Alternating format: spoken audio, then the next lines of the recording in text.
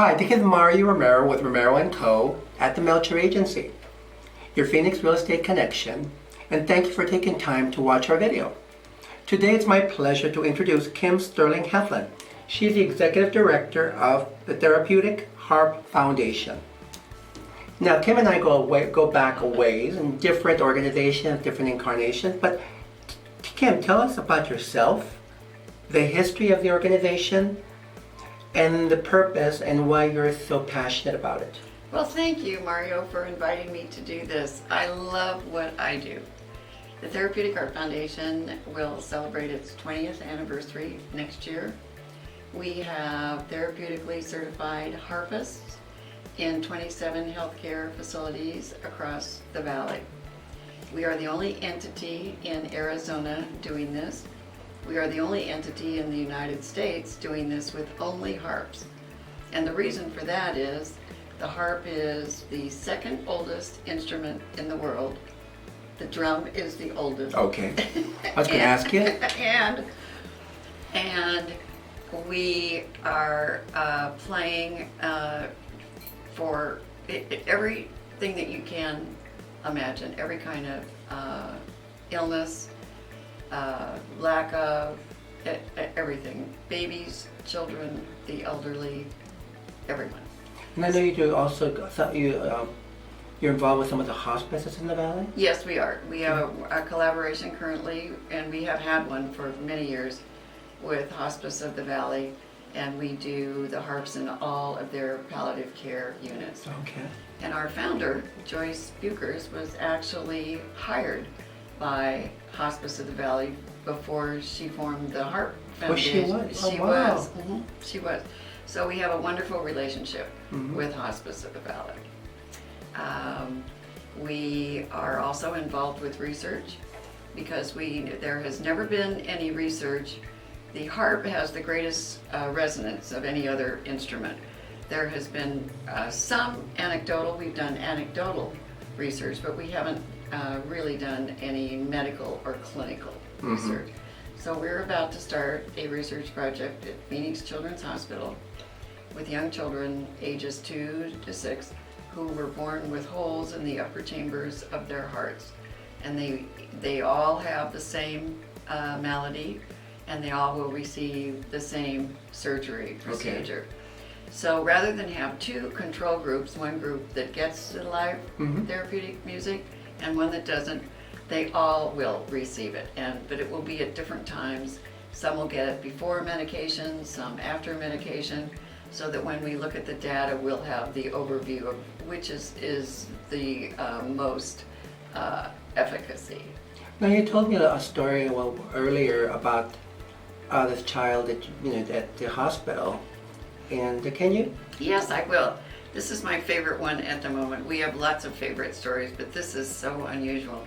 We received a call to send a harpist to a NICU in one of the local hospitals. They had a young baby who just had been crying solidly for 2 days.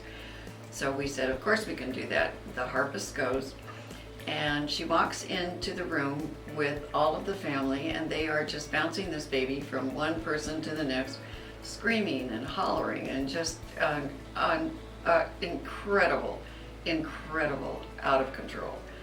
And the first thing that the harpists do is listen to the tone of the patient's voice to see if they can match it to the resonance of the harp. So she's listening and she's talking to everyone, and she plucks one string, and then she plucks it the same string again, and the baby starts to quiet down a little bit, still crying. She just keeps playing that one string. Sometimes it's 2, 3, 4, then it's one long one, and in 10 minutes, that baby was asleep. Amazing. The doctors were crying, the nurses were crying, the family was crying. Here's kind of a classic example of kind of medicine in a holistic aspect, and how things have gone full circle. I mean, back in the day before we knew what medicine was, or they practiced the Stone Age, people used these instruments to calm, to create some peace, and from birth to death. Reduce anxiety. And they didn't know what it was. Now they realize that it's the tones and brainwave. And you were telling me you're doing some more things with the brain. And Yeah, we would like to. We are the owner of a piece of research that was deeded to us after the researcher passed away. He loved the harps. He loved what he did. Mm-hmm. He has created a hypothesis of what happens with the electromagnetic brainwaves when they receive the resonance of the music. Where do they go in the brain? What happens when they get there? So we will be doing that after this research project also, Mm-hmm. and I think that is going to be really a tremendous contribution to the efficacy of the live therapeutic harp music. now you've been with them 5 years. This is my 5th year. Now, Yeah. what's in your history in the community? I know you were in junior league. You were involved in a couple of projects when you Yeah. came here from California. You were a dancer. I was. We moved here in 1974, and I will never forget it because coming from the Northwest, it was June 10th, and it was 110. I thought I had died and gone to hell. My 2 oldest children were 5 and 2.5, and I was 6 months pregnant with my 3rd child. It was like, Rough summer. what am I doing here and how am I going to be able to stay here? And it has turned out to be such a wonderful place to be. Such a wonderful place. Raising children here, all of the advantages that we have. We are very blessed to be here. And then you just stepped in and community volunteer. Well, and- the other thing was, the only people I knew here were my husband's family's friends. So they were all older. I didn't know anybody my age. And I was in the junior league in Washington, and so I transferred to the junior league here. It was so wonderful in that I met so many wonderful women. I was the president of the junior league, and it was the year that we developed the science museum, and we restored the Rosen House downtown, and we did a lot of really wonderful, wonderful things. It's a wonderful organization. So that is what led me to where I headed. And you know, if someone said to you, in 2019 you are going to be the executive director of the Therapeutic Harp Foundation, I would have said, what? No. But you just put your foot on the path and it takes you where you're supposed to go. So here I what's am. meant to happen is meant to happen. That is exactly right. Well, it sounds like your organization is doing really great work. Now, thank you today for sharing about the organization. Can you give us your website and contact info and what the audience can do for you and how Yes. they can help you? Because Yes. I know it's trying times for nonprofits right now. It is. It's very difficult. And like raising every money. small nonprofit, you told me you do concerts throughout the valley. We do. And you're working on having your first fundraiser. Oh. So give us more information about Okay. that. Well, we do.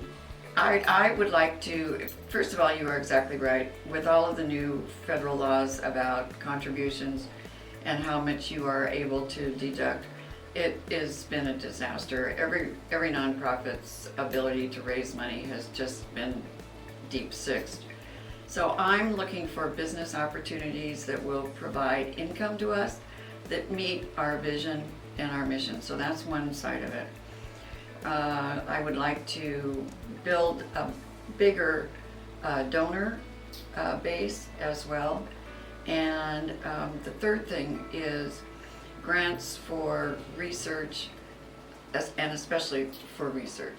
So those 3 areas are our goals.